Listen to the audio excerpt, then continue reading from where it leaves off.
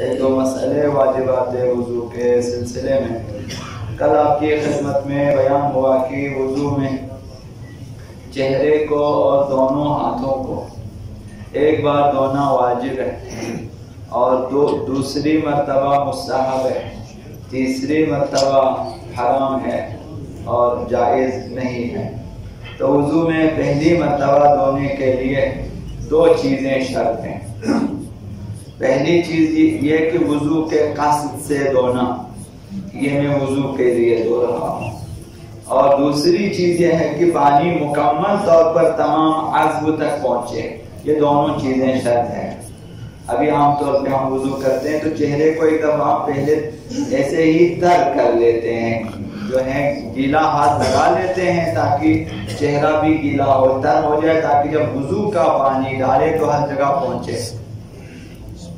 تو لہذا پہلے جب آپ ہاتھ پھیرتے ہیں وضو کا پانی ڈالنے سے پہلے وہ ایسے ہی تر کرنے کے لیے ہے، اور بعد میں جب آپ چلو سے پانی ڈالتے ہیں وضو کی نیت سے ہے کہ اب جو ہے چہرہ دھونے کے لیے پانی ڈال رہا ہوں۔ تو یہ دو چیزیں ہوتی ہے، جب کہ وضو کے نیت سے دھو لیں اور پانی کو جو آپ نے ڈالا ہر جگہ پہنچا دیں، اسی عضو کے ہر مقام تک جہاں تک دھونا واجب ہے پہنچائیں۔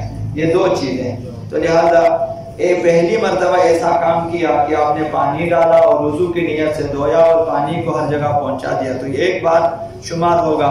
دوبارہ جب آپ نے پانی ڈالا اور اس پانی کو بھی ہر جگہ پہنچا دیا تو یہ دوسری مرتبہ دھونا شمار ہو جاتا ہے۔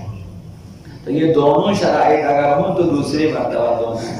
خالی ہاتھ پھیرنے سے وہ جو ہے جو پہلے آپ مثلا تر کرنے کے لیے چہرے پہ ہاتھ پھیرتے ہیں اس میں یہ چیزیں شرط نہیں ہے، اس میں آپ نیچے سے اوپر سے نیچے دائیں بائیں جیسے ہی آپ اس کو تر کریں، لیکن جب چلو سے آپ پانی ڈالتے ہیں کہ اب یہ وضو کی تو اس کو اوپر سے ڈالنا چاہیے، پھر اوپر سے نیچے کو دھونا چاہیے۔ وضو میں دونوں ہاتھوں کو دھونے کے بعد سر کے اگلے حصے کا مسح کرنا واجب ہے۔ وضو میں جب دونوں ہاتھ دھو چکے اس کے بعد سر کے مسح کی باری ہے کہ سر کے بھی اگلے حصے کا مسح کرنا واجب ہے۔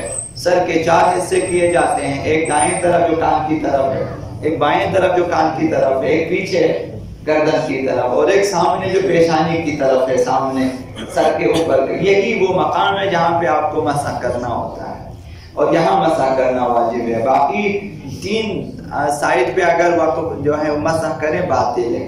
تو اسی پیشانی کے مقابل، چہرے کے مقابل پیشانی کے ساتھ جو سر کا اگلا حصہ ہے اس پر مسح کرنا واجب ہے۔ اور دوسری چیز جو سر کے مسح میں واجب ہے وہ یہ کہ سر کا مسح ہاتھ کی اسی طریقے سے ہونا چاہیے جو ہاتھ میں رہ گئی ہے جب آپ نے ہاتھ کو وضو کی نیت سے دھویا۔ جب آپ نے ہاتھ کو دھو لیا وضو کی نیت سے، اب وہ جو تری رہ گئی ہے آپ کے ہاتھ میں اسی طریقے سے مسح کرنا چاہیے۔ اب اگر دوبارہ پانی میں ہاتھ ڈال کر مسح کریں باطل ہے۔ تو یہ دوسری چیز واجب ہے۔ حضرت آیت اللہ مکارم شیرازی کے مقلدین کے لیے ان کا حکم یہ ہے کہ دائیں ہاتھ سے سر کا مسح کریں، دائیں ہاتھ سے۔ حضرت آیت اللہ سیستانی کا یہ واجب نہیں ہے۔ سر کا مسح جو ہے دونوں ہاتھوں سے آپ دائیں ہاتھ سے کریں چاہے آپ بائیں ہاتھ سے کریں۔ یہ جو پورا ہاتھ آپ دھو لیتے ہیں کوہنی سے لے کر انگلیوں کے سروں تک کسی بھی حصے سے آپ سر کا مسح کر سکتے ہیں۔ یہ جو آپ کا بازو ہے، ساتھ ہے، اس کے سینٹر سے بھی مسح کر سکتے ہیں۔ یہ جو ہاتھ ہے اس طرف سے کسی بھی، یہ جو کوہنی سے لے کر انگلیوں کے سروں تک حضرت آیت اللہ سیستانی کے مقلدین کے لیے مسح جائز ہے، لیکن بہتر ہے اور مستحب ہے کہ دائیں ہاتھ کی ہتھیلی سے مسح کریں، پشت سے بھی مسح نہ کریں، ہتھیلی سے دائیں ہاتھ کی سر کا مسح لہذا مستحب ہے۔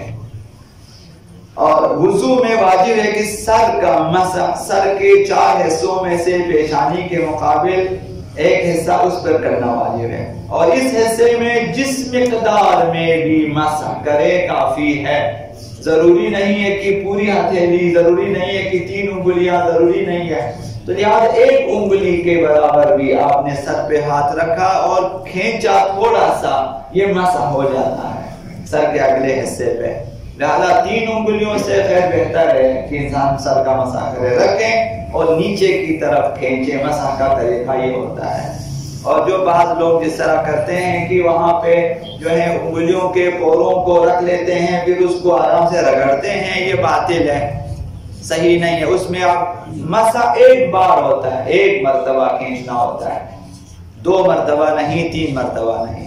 اگر پہلی مرتبہ کھینچا مسح نہیں ہوا تو آپ اس کو باطل قرار دیں گے، اس جگہ کو خشک کریں گے، دوبارہ آپ ایک بار کھینچیں گے۔ یہ ایسا نہیں ہے کہ آپ ہاتھ کو رکھیں اور آرام سے اس کو رگڑ کے جلد تک پہنچانا ہے۔ جلد تک پانی اس طرح پہنچانا صحیح نہیں ہے۔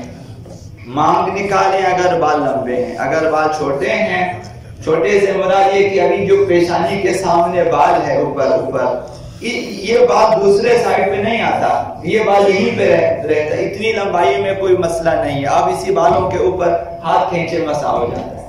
لیکن اگر یہ بال اس قدر لمبے کہ یہ بال اس سائڈ پہ آ جاتے ہیں تو پھر وہ جو ہے اس سائڈ پہ جو بال آ جاتے ہیں ان پہ مسا صحیح نہیں ہے، وہ بال جو سامنے والے حصے پر ہی رہتے ہیں اس کے اوپر صحیح ہے۔ تو لہٰذا بالوں کو اگر تھوڑا سا چھوٹا رکھیں صحیح، اگر لمبے ہیں تو آپ مانگ نکالیں، کسی طرح سے بالوں کی جڑوں پر مسح کریں، ایک بار ہاتھ رکھیں اور کھینچیں، چاہے وہ پوری ہتھیلی رکھیں چاہے آپ ایک انگلی رکھیں، آپ کی مرضی، ایک بار رکھیں نیچے کی طرف کھینچیں، یہ واجب ہے۔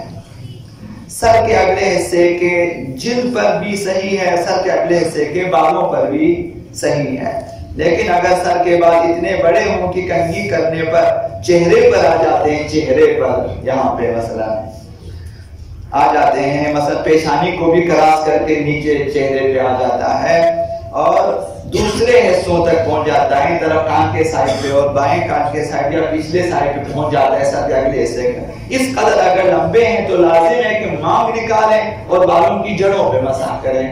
اگر بال چھوٹے ہیں، اگر اتنے لمبے نہیں، انہی بالوں کے اوپر آپ ایک بار ہاتھ کھینچیں، مسح صحیح ہے۔ باسمك العظيم الأعظم الأعز الأجل الأكرم يا الله يا الله يا رحمن يا رحيم يا مقلب القلوب ثبت قلوبنا على دينك، اللهم اهدنا من عندك واغفر علينا من فضلك وانشر علينا من رحمتك وانزل علينا من بركاتك، اللهم نور قلوبنا يا الله وبيض وجوهنا يا الله واخرج اعداءنا يا الله واشف مرضانا يا الله وآمن من كل بلائنا يا الله، اغفر ذنوبنا يا الله واستر عيوبنا يا الله، بحق محمد وآله الطيبين الطاهرين. إلى روح المؤمنين والمؤمنات، رحم الله من يقرأ